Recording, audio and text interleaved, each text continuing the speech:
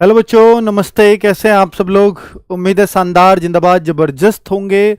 SSC GD में इस बार शायद भर्तियों के सारे रिकॉर्ड टूटने वाले हैं, इसमें कोई शक नहीं है। उसका कारण मैं बताऊंगा कि भाई ऐसा क्यों है और ऐसी खबरें क्यों आ रही हैं कि एसएससी जीडी में इस बार बहुत ज़्यादा वैकेंसीज आने वाली हैं। तो जो बच्चे एसएससी जीडी की तैयारी करते हैं उनको खुश हो जाना चाहिए इस खबर से, इस वीडियो के बाद से।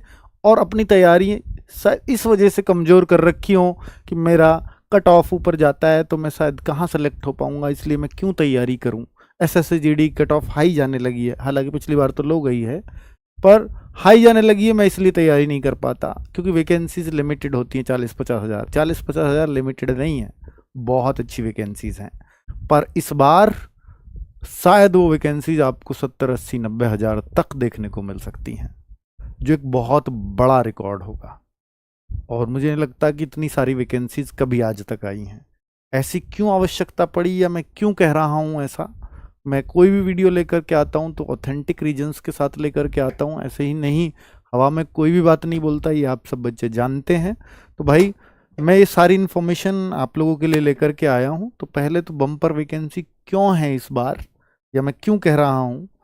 एक तो ये खबर शायद आज के न्यूज़पेपर में आपने पढ़ ली होगी कि सीआरपीएफ के अंदर 20 नई बटालियन बनने जा रही हैं और बीएसएफ के अंदर 17 नई बटालियन बनने जा रही हैं। और आप मान सकते हैं कि करीब करीब एक बटालियन की जो नफरी है वो 1000 के आसपास आप मान करके चलिए।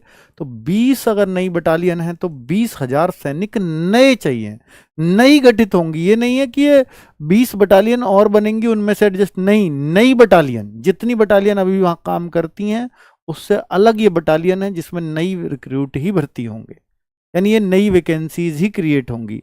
सीआरपीएफ हालांकि सबसे बड़ा बल है, फिर भी इसमें और ज्यादा जवानों की जरूरत। 3 लाख से ज्यादा ऑलरेडी इसमें जवान हैं। सीआरपीएफ क्या है भाई? आप हर स्टेट की पुलिस देखते होंगे, यूपी की पुलिस अलग है, हरियाणा की पुलिस अलग है, बिहार की पुलिस अलग है, राजस्थान की अलग है, उत्तराखंड की अलग, सबकी पुलिस अलग अलग हैं। ये सेंटर के पास भी तो एक पुलिस होती है। मान लीजिए कल को बिहार और यूपी का विवाद हो गया तो कौन सी पुलिस काम आएगी भाई? अगर दोनों को कंट्रोल करना है, दोनों के लोगों में दिक्कतें हो गई तो वो बिहार की पुलिस अपने लोगों के साथ रहेगी, यूपी की पुलिस अपने लोगों के साथ रहेगी। तो फिर इसका सुलह या निष्पक्ष एक्शन कौन सा ले सकती है? सीआरपीएफ।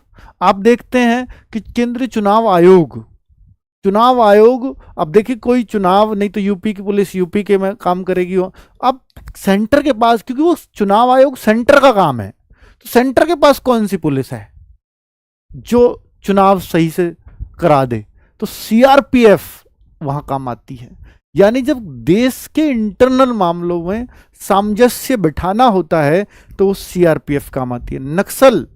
नक्सलवाद जो होता है, जो आपने सुना होगा कि भाई ये देश के इंटरनल मामला है।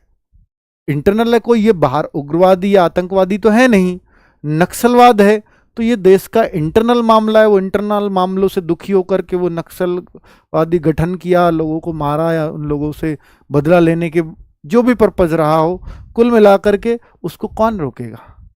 उस सीआरपीएफ ही रोकेगी, केंद्र की पुलिस ही रोकेगी। ठीक है। तो अभी जैसे पहलगांव का मामला हुआ, अब ये बॉर्डर से आते, बॉर्डर से लड़ते तो बीएसएफ सामने खड़ी थी, पर वो तो छुप के आए और इंटरनल घुस गए। तो अब किसका काम था उसको रोकना? सीआरपीएफ का। तो अब जैसे ही पहलगांव का मामला हुआ तो भाई सीआरपीएफ अपने उन ठिकानों पे थी ही नहीं जहां पर वो लोग मारे गए, जहां पर पहलगांव में उन लोगों को गोली मारी गई। वहां अगर सीआरपीएफ के जवान होते तो आमना सामना होता, और फिर वो वैसे ही हिम्मत नहीं करते आतंकवादी वहां आने की। तो वो एरिया इसलिए चुना था। अब वो एरिया रह कैसे गया? सेंसिटिव स्टेट है जम्मू कश्मीर, वहां पर भी आप कश्मीर में हैं और पहलगांव बिल्कुल ऐसी जगह पर जो बहुत सेंसिटिव है, तो वहां पर भी दूर दूर तक अगर कोई जवान नहीं खड़ा है तो ये बहुत गलती है, बहुत बड़ी गलती है। तो इसका मतलब हमारे पास जवानों की कमी है, ये महसूस की गई पहलगांव की घटना के बाद। और ऐसी घटना और जगह ना हो तो सब जगह चाहिए। तो भाई 20 नई बटालियन इसलिए गठित हुई। समझ में आई बात? चलो तो सीआरपीएफ में 20,000 शामिल होंगे 20,000 अधिक जवान। अधिक का मतलब समझ गए, ये नहीं है कि ये जो नई वैकेंसी आती है इनमें 20,000 जो होते हैं, नहीं, वो तो रूटीन वैकेंसीज हैं। लेकिन अब बीएसएफ को जल्द मिलेगी 16 नई बटालियन, तो इसमें अगर 1,000 माने तो 16,000 इसमें हो गए, ठीक है। तो 16,000 नए बीएसएफ में चाहिए, क्योंकि बॉर्डर को और सिक्योर करना है कि भाई ऐसे लोग घुसे कैसे, फिर वो पाए भी नहीं, वापस ढूंढे तो मिले भी नहीं, तो इसका मतलब सैनिकों की कमी थी। अब बॉर्डर बीएसएफ जो है बांग्लादेश बॉर्डर पे भी रहती है और पाकिस्तान बॉर्डर पे भी रहती है, बीएसएफ ही होती है सबसे आगे।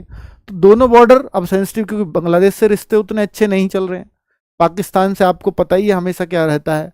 तो बीएसएफ दोनों जगह अलर्ट चाहिए, ज़्यादा सैनिक चाहिए। तो बीएसएफ की 16 नई बटालियन और बनने वाली हैं। तो ये नए 16,000 सैनिक और, तो आप ये सोचिए ना, 20,000 सीआरपीएफ में, 16,000 वो, और 50 के आसपास वैकेंसीज आती रही हैं अब तक। तो अगर 50,000 प्लस ये अगर हम कर दें तो ये वैकेंसीज बन जाती हैं करीब 86,000।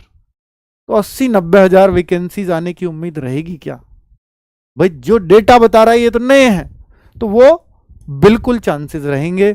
अब ये देखना होगा कि भाई ये आएंगी कितनी, वो अब आगे डिपेंड करेगा। अब क्या होगा सर, क्या फिर इन दोनों में ही बढ़ाए हैं, बीएसएफ में और सीआरपीएफ में ही, क्या औरों में नहीं बढ़ा सकते? सीआरपीएफ और बीएसएफ औरों में जरूरत नहीं है। एसएसबी भूटान नेपाल बॉर्डर, वहां जरूरत ही नहीं है, एकदम शांत बॉर्डर है। ITBP China, Assam rifle China, तो ये जो है चाइना बॉर्डर है, अभी कोई ऐसी टेंशन तो चल नहीं रही। तो मुझे नहीं लगता कि यहाँ जितनी रूटीन वैकेंसीज है उतनी ही आती रहेंगी। सीआईएसएफ, हमारी इंडस्ट्रीज बढ़ रही हैं, उनकी सिक्योरिटी पे दिक्कतें आ रही हैं, तो सीआईएसएफ आती है कि हाँ इंडस्ट्रीज बढ़ रही हैं अब इंडिया में। तो आप देख रहे होंगे पिछले कुछ टाइम से 2-1 साल से लगातार सीआईएसएफ में बहुत सारी वैकेंसीज आ रही हैं। इवन जो ये अभी 53,000 वैकेंसीज है, इनमें सबसे ज़्यादा सीआईएसएफ की हैं, पहले बहुत कम हुआ करती थी।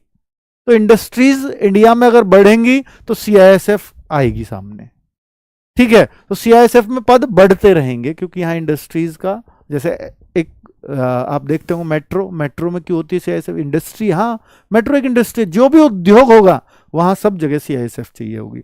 एसएसएफ लिमिटेड ही रहेगी, इसका कुछ नहीं होना, ये 200-300 के आसपास आए तो ये बढ़िया ही मानना। चलो एसएसएफ का कल एक इंसिडेंस बता देता हूँ कि बहुत सारे बच्चे एसएसएफ के अब इस बार के ट्रेनिंग पे पहुंचे, तो वहां से जो उस्ताद जी थे उनका कॉल आया मुझे कि सर मैं मतलब हमारी टीम को कॉल आया कि सर मैं बात करना चाहता हूँ अंकित सर से। तो मैंने बात की उनसे, तो वो बोले कि सर यहाँ पर जितने भी बच्चे ट्रेनिंग के लिए आए हैं आप ऐसा क्या पढ़ा दो। पहले तो आपको बहुत बहुत बधाई, उन्होंने मुझे बधाई वगैरह दी। पहले तो आपको बहुत बहुत बधाई कि आप इतने बच्चों को, और सुदूर इलाकों से एसएसएफ में बच्चे आ पाते हैं, पहले नहीं होता था ऐसा, हालांकि पहले भर्तियां भी एसएसएफ की नहीं होती रही।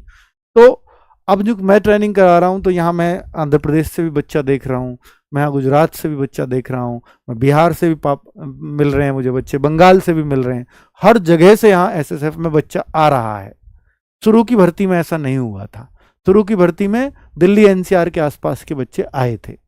पर अब चाहे मैं बंगाल से बच्चे से पूछूं, चाहे मैं आंध्र प्रदेश के बच्चे से पूछूं, चाहे मैं बिहार के बच्चे से पूछूं, चाहे मैं झारखंड का जो बच्चा एसएसएफ में आया मैं उससे पूछूं, हर बच्चा सिर्फ रोजगार विद अंकित का नाम ही क्यों ले रहा है?